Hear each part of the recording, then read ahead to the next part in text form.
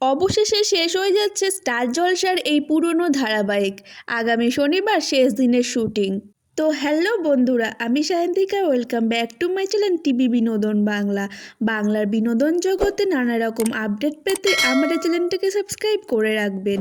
টেলিভিশনের পর্দায় যে সমস্ত বাংলা ধারাবাহিক সম্প্রচারিত হয় তার মধ্যে অন্যতম একটি হলো হরগৌরী পাইস হোটেল। ইতিমধ্যেই ধারাবাহিকটি 700 পর্ব পেরিয়েছে।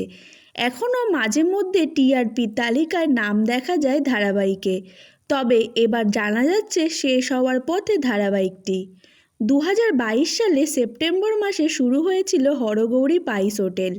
গল্পের শুরুতে রাহুল মজুমদার ও শুভস্মিতা মুখোপাধ্যায়কে দেখা গিয়েছিল শঙ্কর ঐশানী হিসাবে। পরবর্তীকালে গল্প লিপ নিয়ে বেশ কয়েক বছর এগিয়ে যায়। তখনই নায়ক বদল হয়। রাহুলের বদলে অর্ণব বন্দ্যোপাধ্যায়কে দেখা যায় শুভস্মিতার বিপরীতে।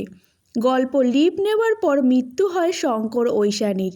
বদলে ঐশানীর মেয়ে ধৃতিকে নিয়ে এগোতে শুরু করে গল্প। ধৃতির প্রেমিক রুদ্র রায় চৌধুরী হিসাবে দেখা গিয়েছিল ইন্দ্রাশিসকে, কিন্তু কিছুদিন পর তাকেও বদলে দেওয়া হয়।